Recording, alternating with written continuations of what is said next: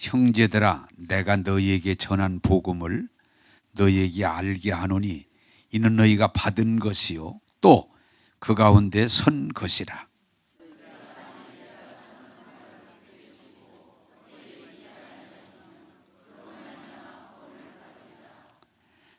내가 받은 것을 먼저 너희에게 전하였노니 이는 성경대로 그리스도께서 우리 죄를 위하여 죽으시고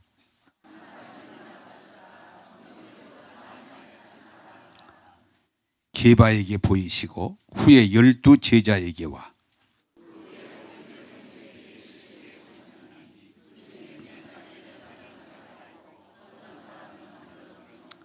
그 후에 야고보에게 보이셨으며 그 후에 모든 사도에게와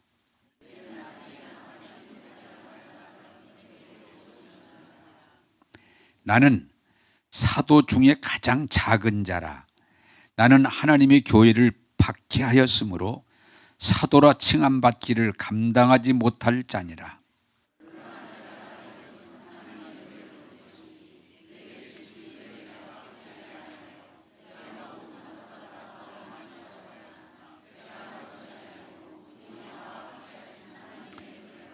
(11절) 같이 읽겠습니다. 시작. 그들이나 이같이 전파하며 너희들도 이같이 믿었느니라. 아멘.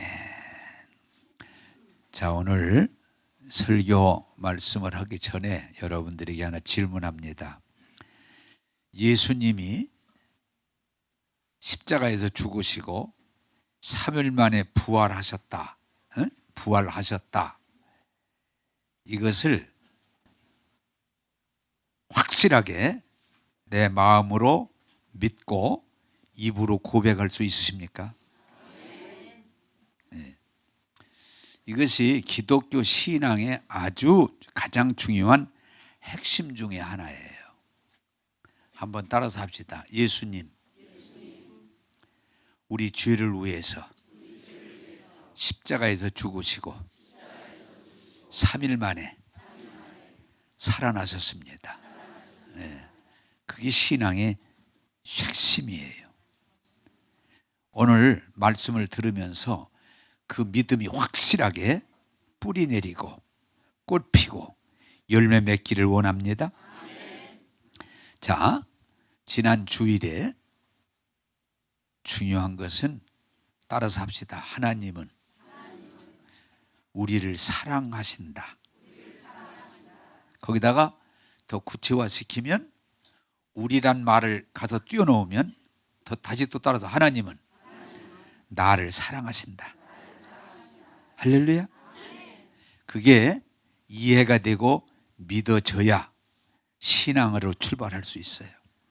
하나님이 우리를 나를 사랑하신다. 어떻게 사랑하셨는가? 십자가에서 죽기까지.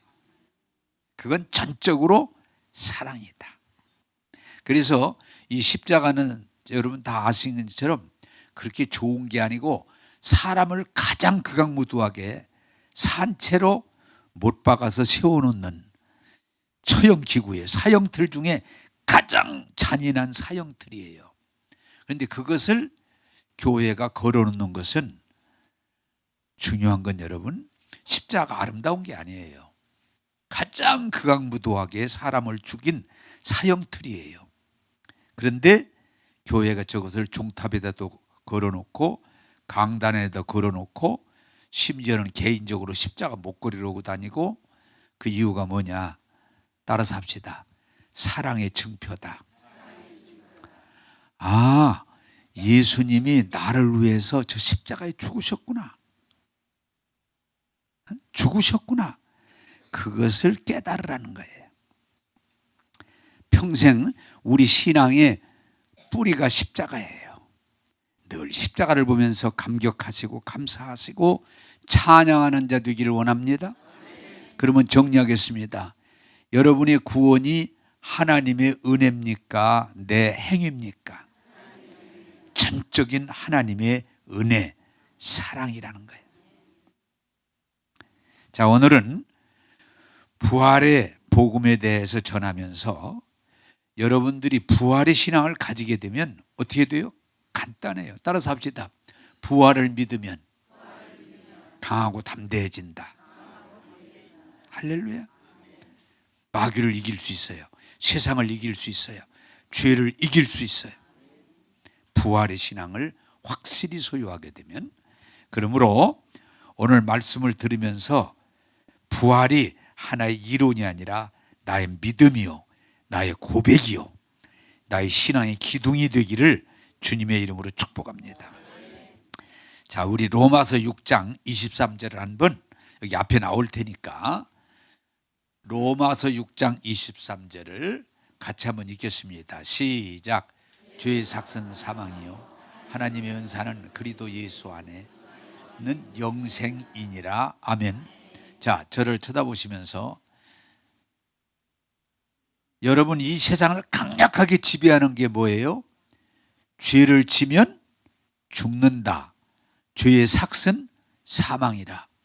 예수 믿고 안 믿고, 잘났고 못났고, 인종이 백인인가 황인인가 전혀 상관없어요. 이 세상에 강력하게 존재하는 법이 뭐예요? 죄와 사망의 법.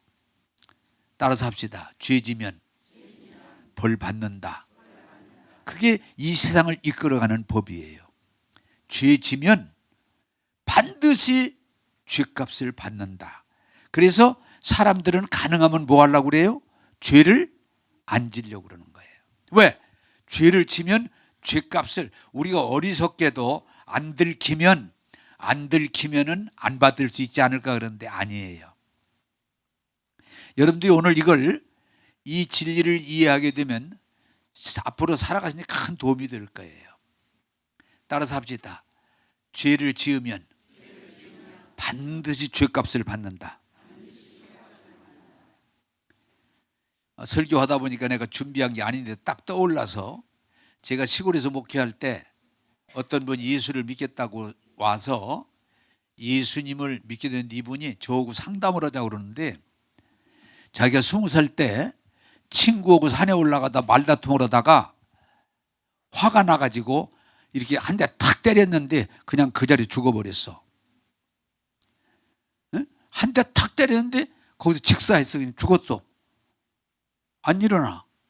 그래서 도망을 갔는데, 그분이 20살 때 그런데 지금 60이 넘었는데 아직까지 안 들켰어. 그냥 그 사람이 죽은 걸로, 뭐 둘이 올라갔다가 죽었으니까 그냥 그게 안 돼서 덜 발각되지 않았어. 근데 이분이 예수 믿겠다고 그러면서 그 얘기를 나한테 실토하면서 지금도 자다가 그 꿈을 꾸고 막 식은땀이 흘리고 막 온 몸이 저리고 고통이 계속된대. 목사님, 어떻게 하면, 내가 어떻게 해야 되냐? 여러분, 법으로도 15년인가 20년이 지나면 괜찮아. 그래서 이제는 뭐 얘기를 해도 될 수 있는데, 또 40년이라는 세월이 걸렸는데도 지금도 그것이 얼마나 고통스러운지. 자, 물어요. 이분이 죄값을 받고 있는 거예요, 안 받고 있는 거예요? 받고 있는 거예요. 안 들켰어. 그럼에도 이분이 그 죄값이 너무 무거우니까 나한테 고백하는 거예요. 고백하는 거예요. 한번 따라서 합시다. 이거 분명히 아시고 지나가야 돼요. 따라서 합시다. 죄를 지으면 죄값을 받는다. 우리는 안 받는다. 아니요. 죄값을 받아요. 물론 죄값을 받는 정도는 차이가 있을 수 있어요. 그럼에도 불구하고 죄의 삭은 사망이라 죄값을 받는 거예요. 자, 여러분, 그래서 이 세상은 잘 아셔야 돼요. 죄값을 받기 때문에 사람들이 다 죽는 거예요. 그냥 죽는 게 아니에요. 죄값을, 이 세상에 육신을 가지고 태어난 모든 것들은 이미 성경이 뭐라고 그래요? 죄 아래 있기 때문에 죄값을 다 받아. 그래서 사는 게 뭐예요? 고통이에요. 그래서 결국은 그 고통이 심해지면서 죽는 거예요. 제가 이 설교를 준비하다가 기도하면서 죄 가운데 태어나서 육신을 입고 이 땅에 사는 사람이 다 죄 아래 있는데 얼마나 사는가 그게 궁금해서 한번 이렇게 조사를 해봤어요. 이 설교 준비하다가 어떤 때는 막 나도 깨닫고 은혜를 받아요. 제일 짧게 사는 게 하루살이더라고. 조사를 해봤더니 내가 질문해요. 그래야 재미있으니까. 하루살이가 얼마 사는지 아시는 분? 하루 아니에요. 보니까 하루살이가 이틀에서 3일 살아. 이틀에서 3일. 그래도 그걸 하루살이라고 그래. 그래서 하루살이끼리 놀다가 하루살이가 내일 만나자 그러니까 나는 내일을 몰라. 그래서 이름을 곤충이더라고요. 하루살이라고 붙였더라고요. 제일 짧게 사는 게 이 하루에서 3일. 그래서 살더라고요. 그리고 쥐가 한 3년 정도 살더라고요. 쥐가. 내가 적은 거 봐야 돼. 그리고 돼지, 닭 이런 것들이 약 10년 살더라고요. 10년 수명이. 그리고 개, 소, 고양이 이런 것들이 약 20년 살더라고요. 그것도 20년 정도 살고. 그리고 말이나 사자나 이런 것들이 26, 7년 살아요. 26, 7년. 그리고 코끼리가 70년 살아요. 코끼리가 좀 많이 70년 살더라고요. 코끼리가. 그리고 사람이 오래 살면 110년. 지금 현재는 오래 살면 110년 정도 살고, 거북이가 제일 오래 살더라고요.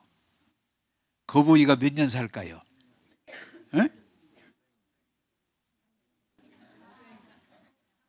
저도 듣기는 300년으로 들었는데 아니더라고요.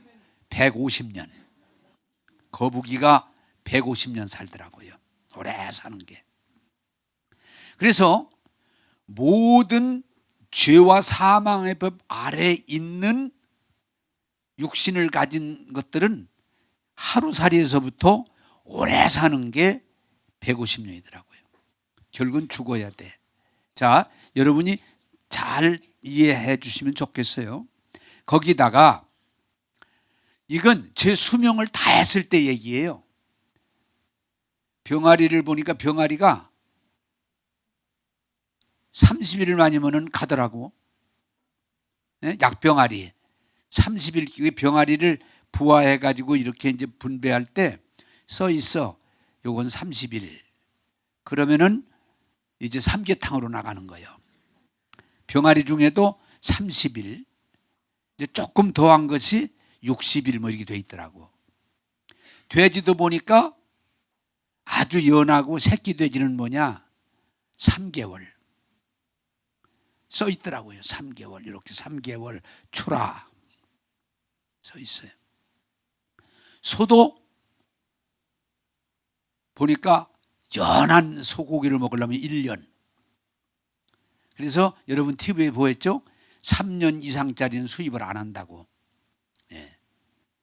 수명은 20년이 넘지만 사는 건 1년, 2년 살더라고요. 이들.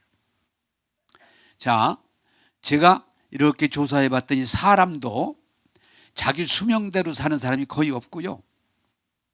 어려서 죽는 사람, 뭐 청년 때 죽는 사람.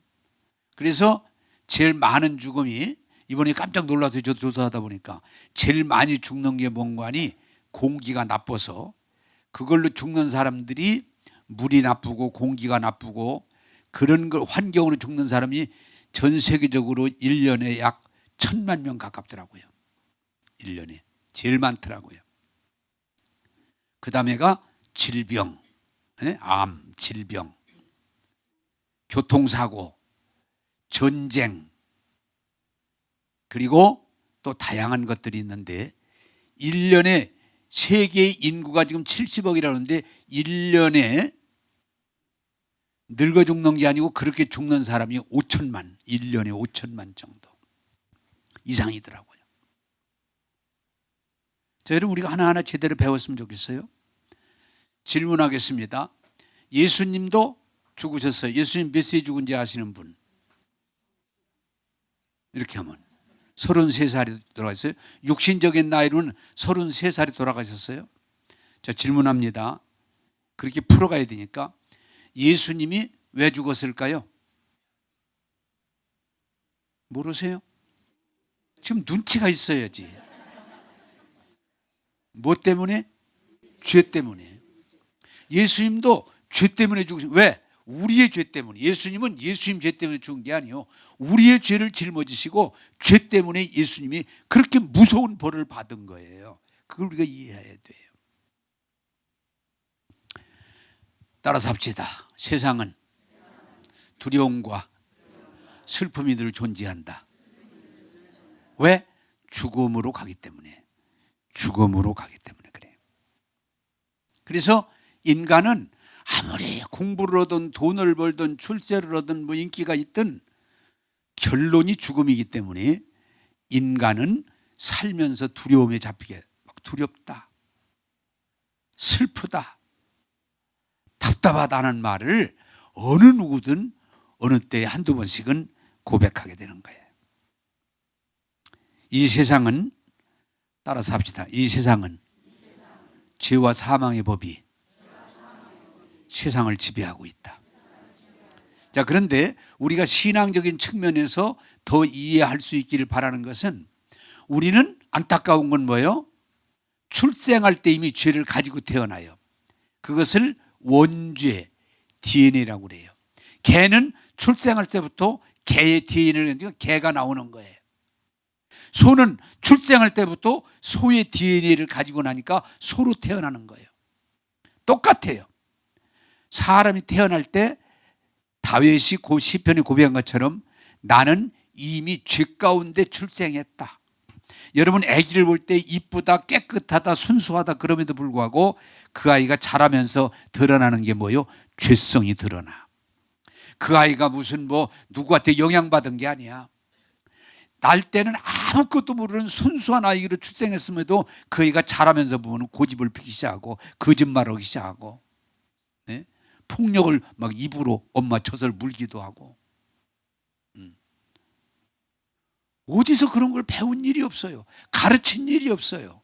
그런데 아이가 자라가면서 죄성이 밖으로 드러나는 거예요. 왜? 죄를 행위가 아니고, 따라서 합시다. 이미 죄성을 가지고 태어났다.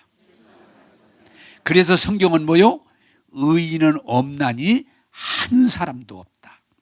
여기 옆에 계신 분들이 다 아름다움도 있고 뭐 정직함도 있고 인격적인 면도 있고 그럼에도 불구하고 여러분들이 성경에 뭐라고 그래요? 다 죄를 가지고 태어났다. 오늘 좀 설교를 구체화시키기 위해서 혹시 여러분들 중에 나는 죄성을 안 가지고 태어났다 그런 분이 계시면 한번 손 들어 보세요. 없어요. 다.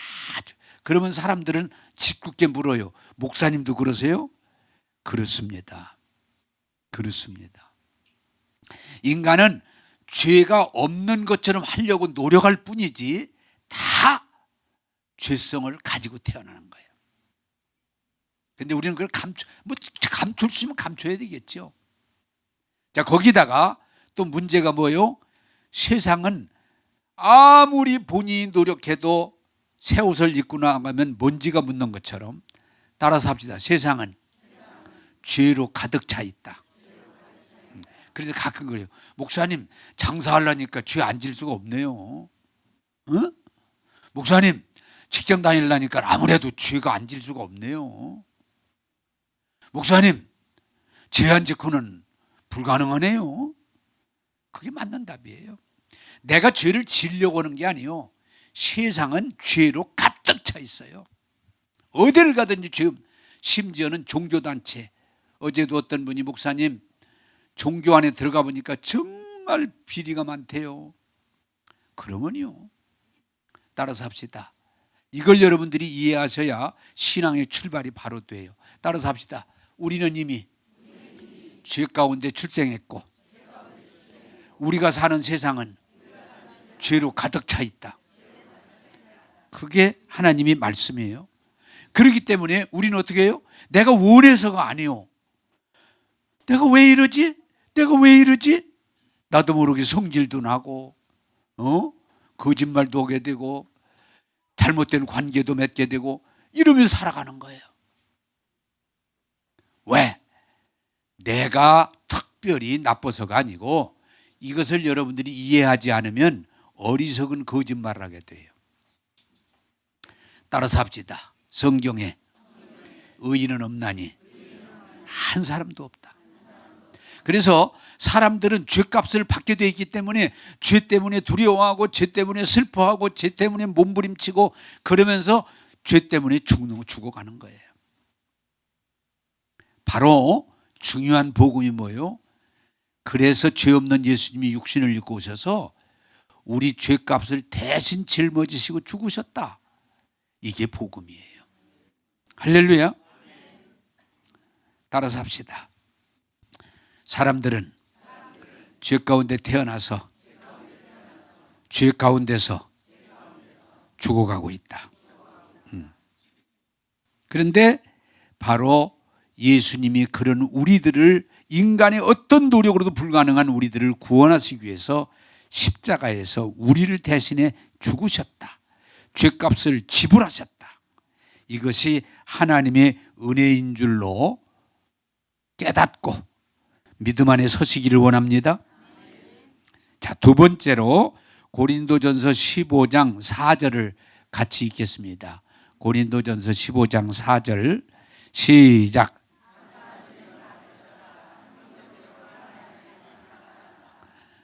자, 이 부분이 여러분 오늘 말씀을 통해 이해가 되고 믿어짐으로 부활의 신앙에 동참하길 바라는 것은 예수님은 이미 성경에 메시아가 육신을 입고 이 땅에 오셔서 죽었다가 3일 만에 살아날 것을 성경이 이미 예언하고 있었어요. 예수님 갑자기 한 일이 아니에요. 이미 오랫동안 성경에 예언되고 있었어요. 그리고 예수님이 내가 바로 그 사람이다.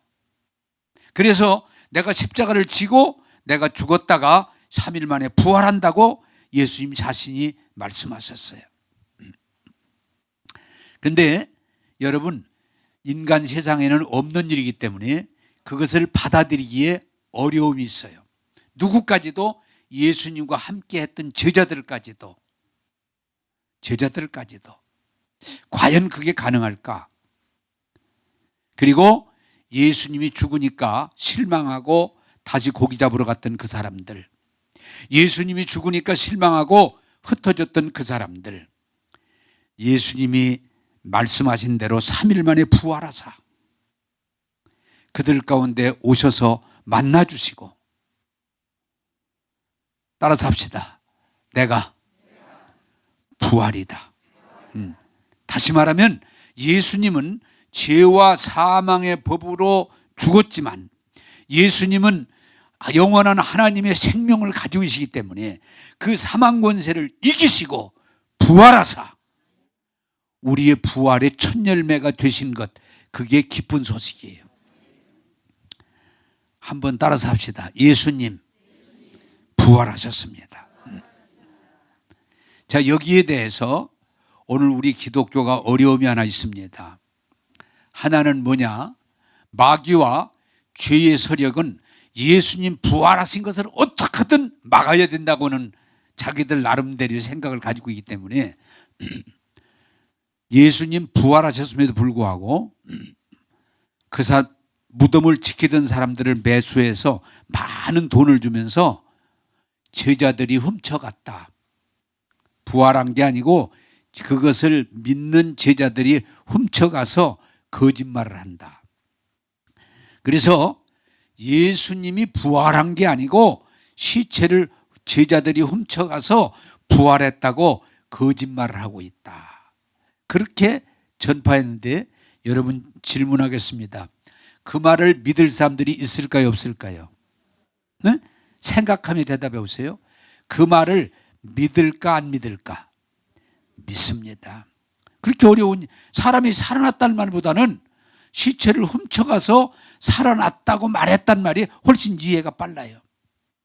우리 육신적으로는. 자, 그런데 여러분들이 잘 아시길 바라는 건 지금까지 예수님은 결코 부활한 게 아니고 그 부활을 믿는 죄자들이 그냥 만든 말이다.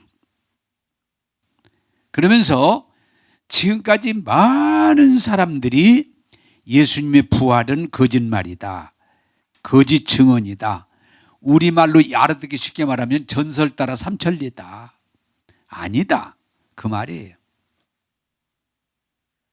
그런데 오늘 성경에서 가장 중요한 부분이 뭐예요?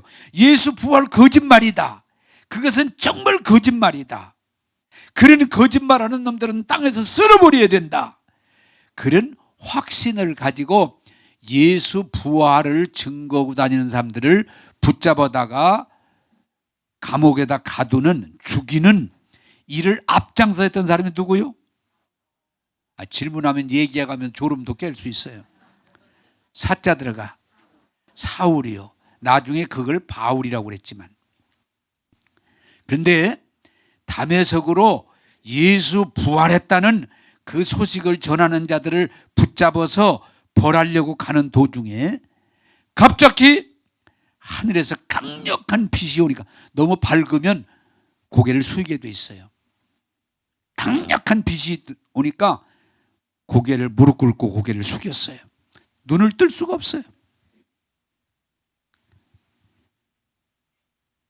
그때 하늘에서 음성이 들렸어요. 사울아, 사울아, 누구십니까? 네가 핍박하는 예수다. 네가 핍박하는 예수다. 죽었지 부활하지 않았다. 그리고 부활했다는 말을 거짓말로 몰아서 죽이기까지 하는 예수다. 그때 바울은 중요한 게, 이 성경의 사건이 굉장히 중요한 건, 그러면 예수님이 부활하셨습니까? 예수님, 저들이 말하는 대로 예수님이 사셨습니까? 맞다. 대단한 건요, 그날 이후로 사울은 변화가 돼서, 따라서 합시다. 예수님 부활하셨다. 내가 증인이다. 그동안 예수는 부활 안 했다, 거짓말이다, 훔쳐갔다, 전설 따라 삼천리다, 이런 놈들은 죽여야 된다. 그런 바울이 그날 부활의 주님을 만나고 완전히 변화됐어. 어느 누구보다도 예수님 부활하셨다, 부활하셨다, 목숨을 걸고 복음을 전하는 자가 되었습니다. 예수 부활하셨다. 그런데 여러분, 바울은 오늘 성경 본문에서 논리적으로 설명합니다. 예수님 부활하신 걸 한두 사람이 본 게 아니고 예수님의 12 제자, 그리고 그 당시에 예수님이 제자라고 불리는 많은 사람들, 예수님을 믿고 따르던 사람들이 하나 둘 보기 시작했는데, 그 숫자가 성경에 뭐라고 그래요? 따져보면 500여 명이 넘는다. 500여 명. 그리고 부활을 부정하고 핍박하던 나 같은 사람에게도 주님이 나타나셔서 예수 부활을 알려주셨다. 자, 중요한 건요, 이게 기독교의 복음의 핵심이에요. 따라서 합시다. 부활의 복음을 지금도 주님은 증거하고 계시다. 부활이 아니다, 거짓말이다, 이건 사기다. 여러분이 너무도 잘 아시는 배너 영화, 아주 그냥 대단한 히트를 쳤죠. 배너. 그 루이스라고 하는 사람이 예수 부활은 거짓말이다, 허구다, 그걸 자기 나름대로 잘 세상에다가 알리고 싶어서 성경을 읽어봐야 알겠구나, 그리고 다른 자료들을 읽어봐야, 읽다가 그도 예수님을 만났습니다. 그래서 여러분 배너를 보면 알지만 그 은연하게 예수님을 만남으로 변화되는 과정을 잘 잘 그려놔서 그 영화가 부활의 예수를 가장 잘 설명한 글 중에 하나가 됐어요. 따라서 합시다. 예수님 부활하셨습니다. 예수님 부활하셨습니다. 예수님의, 우리는 사람은 다 비슷한데 예수님의 제자 중에 도마라고 하는 사람, 예수님의 제자인데도 예수님의 부활을 목격한 사람들이 설명하니까 난 안 믿어. 나는 내 눈으로 보고 내 귀로 듣고 내 손으로 만져보지 않고는 난 안 믿어. 그렇게 거짓말은 하면 안 돼. 도마가 있을 때 예수님이 나타나셨어요. 도마야, 나를 보라. 내 눈으로 보라. 내 손으로 만져봐라. 그래서 도마가 확인하는 거예요. 예수님 맞은가? 십자가를 진 예수님이 맞은가? 확인을 다 하고 그 무릎을 딱 꿇고 예수님 맞습니다. 부활이 확실합니다. 그때 예수님이 뭐라고 그랬어요? 따라서 합시다. 보지 않고 믿는 자가 더 복되다. 우리는 믿음이란 말을 쓸 때 보고 듣고 만져보고 확인하고서 믿는 육신적인 방법이 하나 있어요. 그러나 그보다 더한 건 보고 본 일도 들은 일도 느낌도 없지만 하나님 말씀이 그대로 믿어지는 믿음, 그 믿음이 더 복되다. 할렐루야. 아마 이 중에 예수님의 부활을 믿는 중에 뭐 꿈을 꾸고 믿는 분도 있을 테고 환상을 보고 믿는 분도 있을 테고 또 나름대로 어떤 신비적인 체험을 통해서 예수님의 부활을 믿는 분도 있지만 사실은 대부분은 뭐냐? 하나님 말씀을 그대로 믿음으로 예수님 부활하셨습니다. 예수님 사셨습니다. 이게 복음이에요. 여러분, 할 수 있으면 성령님이 도와주셔서 이 증거되는 예수님이 성경대로 부활하셨습니다. 예수님이 말씀하신 대로 부활하셨습니다. 예수님의 부활을 증거하는 증인들의 말처럼 예수님 부활하셨습니다. 이렇게 믿고 고백할 수 있게 되기를 주님의 이름으로 축복합니다. 그런데 여기에 굉장히 중요한 게 하나 있어요. 따라서 합시다. 예수님은 나를 위해서 죽으셨고 나를 위해서 부활하셨습니다. 할렐루야. 부활하셨습니다. 이게 믿음이에요. 자, 고린도전서 15장 20절에서 21절을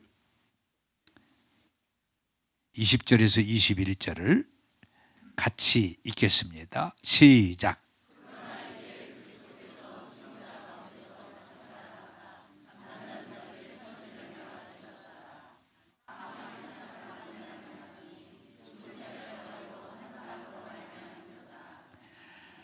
아멘. 크게 하면서 아멘.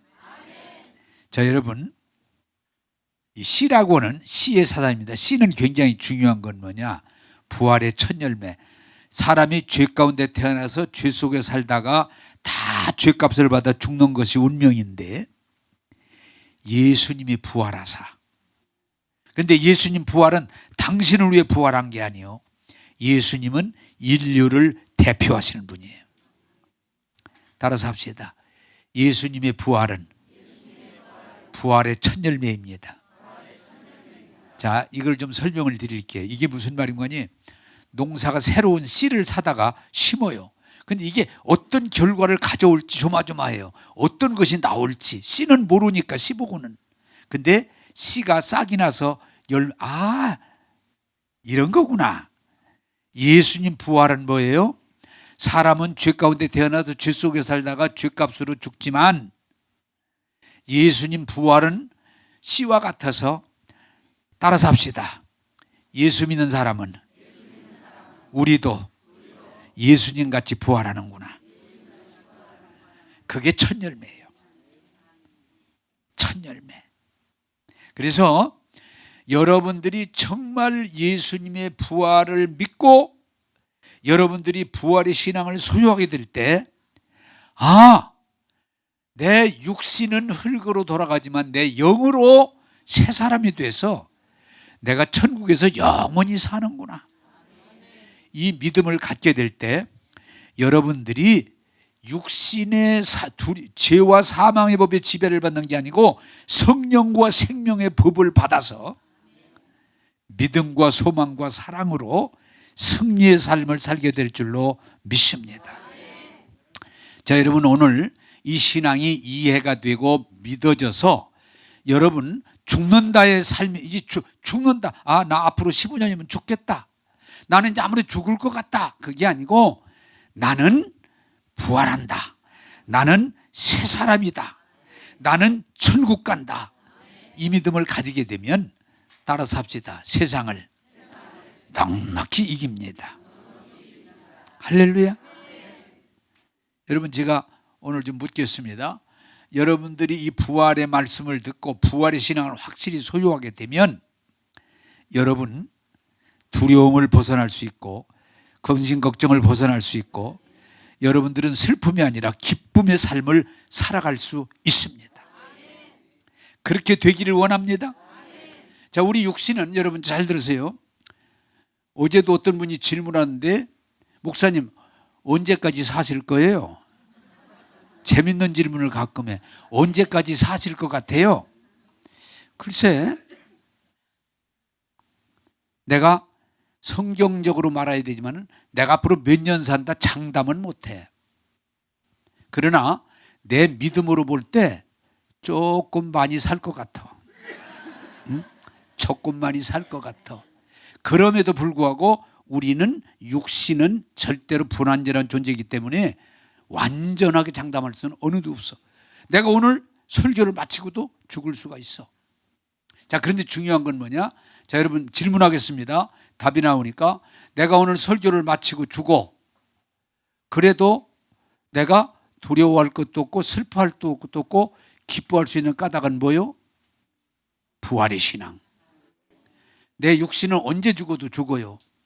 그런데 내 영은 하나님 나라에 가서 주님과 함께 영원한 복을 누리는 걸 생각할 때 내가 지금 임종이 이 시간 다가오고 있다고 하더라도 두려워할 것도 없고 슬퍼할 것도 없고 불평할 것도 없고 주님을 찬송하게 됨을 믿으시기 바랍니다. 그게 부활의 신앙이에요. 그게 부활의 신앙이에요. 자, 그 부활의 신앙을 가장 잘 산 분이 바울인데, 아까 얘기한 바울인데, 바울이 이런 일이 있었어요. 전도하다가 로마의 재판을 받게 돼서 재판장에 서서 재판장이 야, 졸 좀 피곤하더라도 재판하는데 졸으면 되겠어? 근데 바울아, 나는 너를 지금 죽일 수도 있고, 왜? 사형! 그럼 넌 죽는 거야. 옛날 재판은 그랬어요. 지금 재판하고 달라. 바울! 사형! 그리고 내가 너를 무죄! 내가 너를 결정할 수 있어.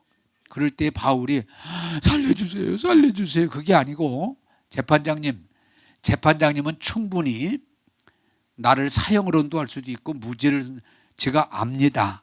그러나 제가 말할 수 있는 건 재판장님이 사형 그러면 저는 하나님을 늘 그리워하던 사람이기 때문에 야, 빨리 가서 우리 주님 만나는구나. 그렇기 때문에 저는 하나 두렵지 않아요. 재판장님. 그리고 재판장님이 또 너는 무죄다. 나가라. 그러면 또 제가 기쁜 건 또 나가서 전도할 생각하니까 한 영혼이라도 구원할 생각하니까 또 저는 좋아요. 저는 재판장님이 뒤져라. 그렇게 하든 나가서 살아라. 그렇게 하든 저는 어떤 것도 매이지 않고 받아들이고 기쁨이 있습니다. 재판장님, 알아서 하세요. 야, 여러분, 제가 묻습니다. 지금 재판을 받는 죽을 수도 있고 살 수 있는 바울하고 그것을 자기 마음대로 죽일 수도 있고 살 수 있는 권세를 가진 재판장하고 누가 더 평안하겠어요? 누가 더 기쁨이 있겠어요? 아이 조란난가? 왜 그 대답을 못해? 재판장이 두렵지. 재판장이 두렵지.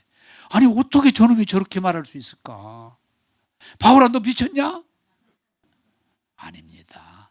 정신이 제가 온전합니다.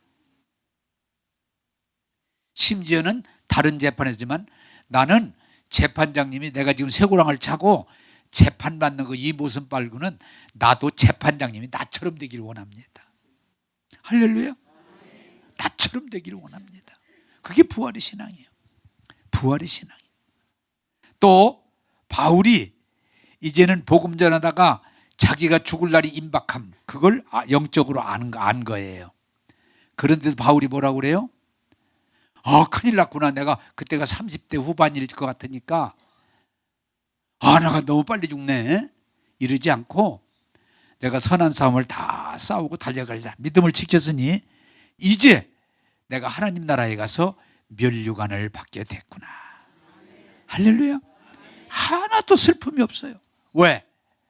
그는 부활의 신앙의 확신을 가지고 있기 때문에 슬픔이 없어요. 할 수 있으면 여러분들이 그렇게 되기를 원합니다. 우리 교인들이 그 수준까지 올라간다면 그게 신앙의 최고의 수준이 부활의 신앙. 부활의 신앙입니다.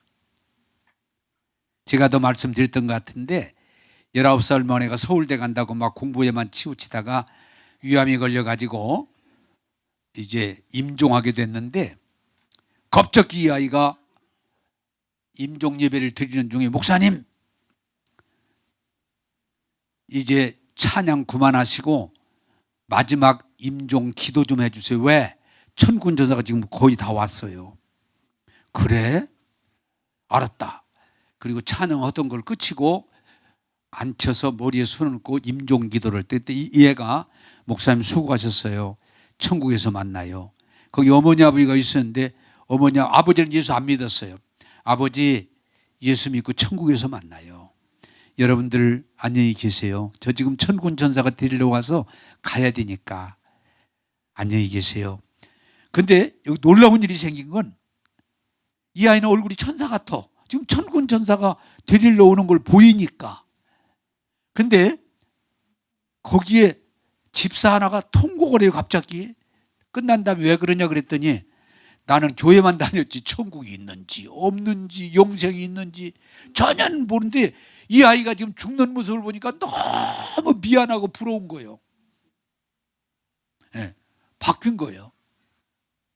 목사님 저는 교회만 다녔지 사실은 천국이 있는지 없는지도 몰라요. 지금도 이상해요 저는. 그럼에도 그 아이를 보니까 뭔가 다른 거야. 다른 거야. 그런데 내가 놀라는 것은 그 아버지도 울지 않고 예수 아버지도 울지 않고 지금 천군 전사가 온다니까. 지금 가야 된다니까. 그리고 천군에서 만나자고 그러니까 얼마나 은혜가 되는지. 예수 안 믿는 사람들도 예수 믿어야 되겠구나. 할렐루야. 이 세상은요 결코 채워지지 않아요. 여러분이 하나님 말씀을 통해서 부활의 신앙을 가지게 되기를 원합니다. 제가 이 설교를 준비하다가 우리 어머님 생각이 나서 여러분 또 말씀을 드리는데 우리 어머님이 갑자기 우리 아버지에게도 우리들에게도 나 이제 세상에서 내가 할 일은 다 끝났다. 그래서 나 지금 천국 가고 싶다. 천국 가고 싶다. 그랬더니 우리 아버님이 아니 여보 무슨 소리야. 천국도 나하고 같이 가. 그랬더니 천국 가는 건 아무리 부부지만 같이 한 달 가는 건 어려워. 내가 먼저 갈게. 내가 먼저 갈게. 우리들도 어머니 왜 이렇게 서두르세요 좀. 언젠가 가실 텐데 뭘 지금 아직은 좀 빨라요. 아니야. 나 가고 싶어. 이제 세상 일 다 끝났고 늙었고 내가 할 일이 없는데 뭐할라 여기서 이 고생스러운 세상에 살아. 나 천국 가고 싶어. 빨리 가고 싶어. 그러더니 2달 후에 우리 어머님이 새벽기도 가시다가 교통사고로 돌아가셨어요. 그래서 제가 그때 깨닫는 게 뭐냐? 아, 우리 어머니는 영으로 이미 알고 계셨구나. 근데 여러분, 죽은 사람들을 보면요, 잘 돌아보면 거의 예지가 와요. 어떤 예지가 와요. 우리가 모르는 것 뿐이지 어떤 꿈으로 있었든지 이상한 일이 있었든지 마음이 뭐든지 거의는 다 알아요. 사실은 잘 돌이켜보면. 우리 육신은 몰랐지만 어머니는 영으로 당신이 갈 시간이 가까웠음을 안 거예요. 그리고 당신이 기도한 대로 우리가 육신적으로 볼 때는 조금 안타깝지만 그냥 가신 거예요. 천국 가신 거예요. 나는 어머니의 그 믿음과 기도와 말씀을 알기 때문에 그 교통사고를 낸 사람을 용서해 주었어요. 새벽기도 때 젊은 애들인데. 왜? 이미 어머니가 이미 준비하고 계셨고 그 길을 가셨기 때문에 용서해 줬어요. 그리고 저와 우리 형제들도 다 편안하게 장례식을 마칠 수 있었고.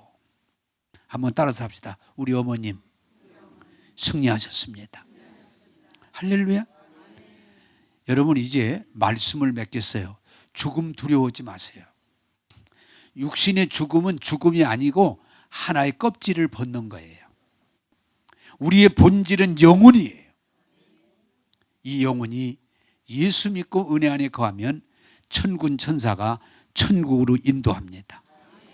그래서 여러분들이 어떤 면에서 조금 일찍 죽고 나중에 죽는 건 큰 문제 될 건 없어요. 여러분, 오늘 우리에게 중요한 건 뭐냐? 이 세상은 아무리 공부해봐도 돈 벌어 출세해봐도 세상은 두려워요. 세상은 불안해요. 세상은 힘들어요.